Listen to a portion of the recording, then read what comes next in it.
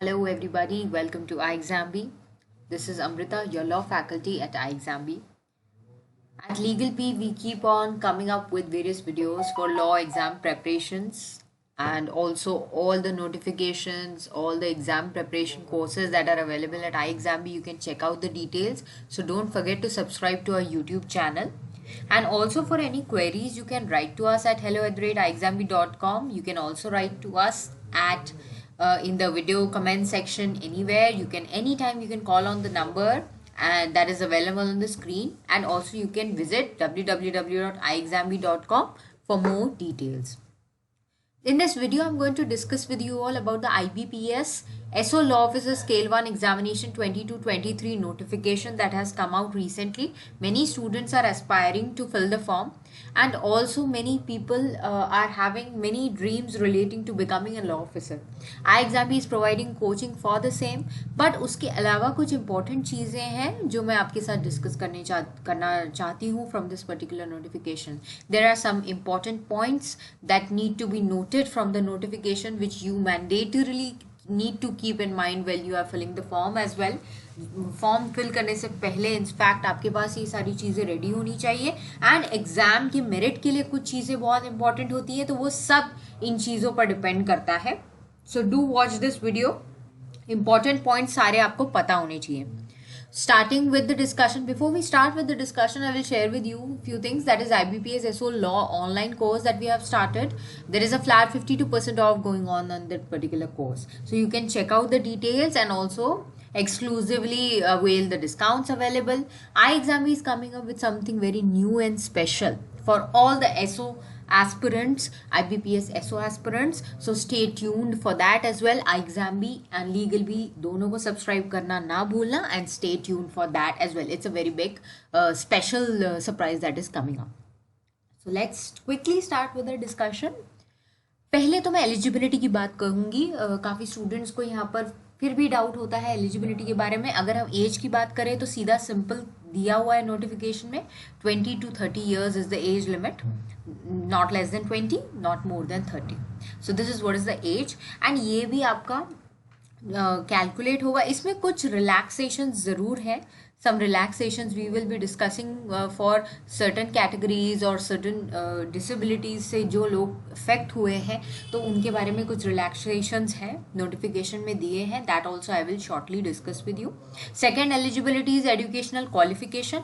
LLB ही सिर्फ educational qualification है, ना कोई masters की ज़रूरत है, ना आपको AIBE की ज़रूरत है. सिर्फ आपका educational qualification है कि आपको LLB complete होना चाहिए. You should be graduated and your final result should have been declared on or before this particular date. मतलब नोटिफिकेशन का जो उन्होंने आने के बाद जो लास्ट डेट दिया हुआ है, तब तक भी अगर आपका फाइनल ईयर का रिजल्ट आ चुका होता है, so that is okay and you will be counted as a graduate of LLB. So this thing you have to keep in mind that आपके हाथ में आपका फाइनल रिजल्ट होना चाहिए 21 नवंबर 2022 तक.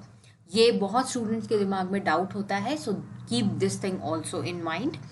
एंड रिलैक्सेशंस की अगर बात करें तो अपर एज लिमिट की रिलैक्सेशन दी गई है, सिर्फ अपर एज लिमिट की for some categories of people. SC/ST 5 years relaxation दिया है. OBC सिर्फ नॉन क्रीमी लेयर के लिए 3 years रिलैक्सेशन है.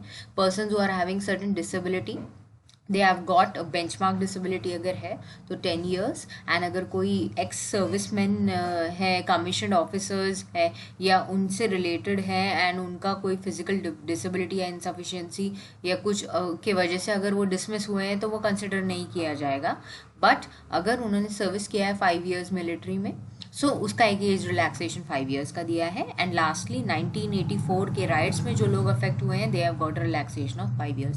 सो इसे आप डिटेल में पढ़ लीजिए. अगर कोई भी इस कैटेगरी में आता है तो उसको वो भी अवेल कर सकता है. So don't skip these important points.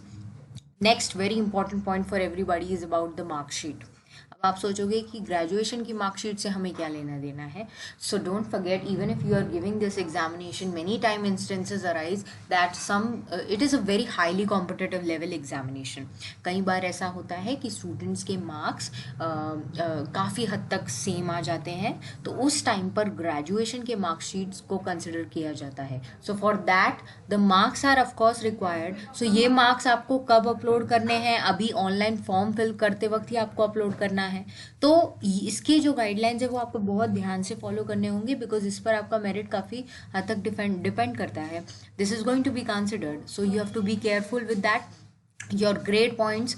And ऐसा नहीं है कि आपका IBPS का जो कट ऑफ है वही कंसिडर होगा, लेकिन आपका जो ग्रेजुएशन का मार्कशीट है और मार्क्स है वो एक मैंडेटरी रिक्वायरमेंट है, सो वो करेक्ट होना चाहिए। एंड फॉर दैट अगर वो ग्रेड पॉइंट्स में है तो उसको आपको कन्वर्जन की ज़रूरत है, you have to take out a conversion for that purpose. So वो कन्वर्जन आपको आपके पास तैयार रखना होगा, because if you get selected eventually you are called also, so at that time you have to produce that particular conversion which is the correct conversion and the authenticate one. You can check this notification cutting here. Candidates should indicate the percentage obtained in graduation calculated to the 2 decimals. And अगर percentage नहीं है तो CGPA है तो उसको आपको convert करना होगा परसेंटेज में. That should be indicated in the online application. And you are if you are called for the interview then you have to produce that particular certificate also आगे चल के अगर आप कॉल किए जाते हो तो वो और ये मैच होना बहुत ज़रूरी है. So that thing also you have to keep in mind ना ओनली कि आपका कन्वर्जन करेक्ट हो. एंड परसेंटेज किस तरीके से कैलकुलेट किया जाएगा that also they have told you कि आपको सारे सेमेस्टर्स के मार्क्स का एग्रीगेट मैक्सिमम मार्क्स पकड़ना होगा and then you have to multiply the total by 100 and सारे सब्जेक्ट्स लेने हैं, एडिशनल सब्जेक्ट हो ऑनर्स हो सब कैलकुलेट करके आपको आपके परसेंटेज निकालने हैं. एंड फ्रैक्शन ऑफ परसेंटेज को इन्होंने अंडरलाइन भी किया है यहाँ पे कि 59.99% है अगर तो that will be treated as less than 60% only, it won't be rounded off. And 54.99 भी अगर है तो वो लेस देन 55% गिना जाएगा. So this is how this has been covered that how you have to calculate the marks. Graduation marksheet you have to upload along with your conversion. If there is certain problem relating to मतलब problem नहीं, CGPA में कुछ marksheets आई हैं recently, मतलब 2016 के बाद ऐसा हुआ है, तो आपके मार्कशीट्स आपको चेकआउट करने हैं आपके यूनिवर्सिटी के एंड वो कन्वर्ट करना होता है. कई बार मार्कशीट्स के पीछे भी वो फॉर्मूला दिया होता है कि आपको कौन सा फॉर्मूला यूज़ करना है फॉर कन्वर्जन, कई बार ऐसा दिया भी होता है.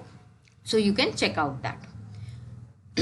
Next important thing is preference of filling of banks. Now which bank is your preference? वहाँ पर जो banks की list है participating banks of course उसमें से ही आपको आपका preference देना है filling of banks का. So from that you have to keep these things in mind and fill your preference of bank accordingly. Okay and आपका बैंकिंग प्रेफरेंस आपको बहुत सोच समझ के भरना होगा. That is another important thing for you. Next is application is only for 1 post at a time. It is not for more than 1 post. Law officer के लिए कर रहे हो तो आपको सिर्फ लॉ ऑफिसर के लिए अप्लाई करना होगा. You can't apply for any other post at the same time. HR और लॉ ऑफिसर फॉर एग्जाम्पल एक टाइम पे आप नहीं अप्लाई कर सकते. This thing also you have to keep in mind. And next important thing is that you have to fill the application form very correctly. They have mentioned it here, bold, underline, everything, that all the particulars that you are giving in the online application including name, candidate, category, date of birth, आपका address, mobile number, सब कुछ जो भी है participating banks को आप जो देने वाले that will be considered as final. And उसमें कोई भी चेंज या मॉडिफिकेशन अलाउ नहीं किया जाएगा after submission of the online application form.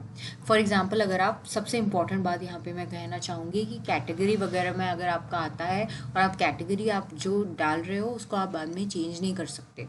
Category related अगर कोई बेनिफिट्स है कुछ है तो it cannot be changed later. So all these things you have to fill very cautiously and later on don't forget that you have to produce all these documents in original if you are selected. and अगर आपका document verification में कोई fail हो जाते हो आप तो आपका appointment भी cancel हो सकता है. so all these things are very important. small things are very important and for this you have to keep these things in mind. writing में इन्होंने notification में already ये सब specify कर दिया है कि ये सारे अगर आप incomplete details भी देते हो तो IBPS इसके लिए कोई responsibility नहीं उठाता है. so don't just forget all these things, don't neglect and जल्दी में गलतियाँ मत करो अपने फॉर्म में. okay, so be cautious when you are filling the application form and keep all these things ready along with this. मैंने एक video बनाई थी जिसमें मैंने आपसे डिस्कस किया था कि फॉर्म कैसे भरना है, उसके क्या रिक्वायरमेंट्स है. अलॉन्ग विद दैट ये चीज़ें भी आपको बहुत ध्यान में रखनी है कि फॉर्म के अलावा ये कितनी चीज़ें आपके लिए आगे मैटर करती है if you get qualified till the interview. Okay, so keep all these things in mind. And अगर आपको PPT चाहिए रेफरेंस के लिए, you can download from the description of this video. And don't forget to subscribe. Prepare 50% faster with iExamB. Thank you everybody.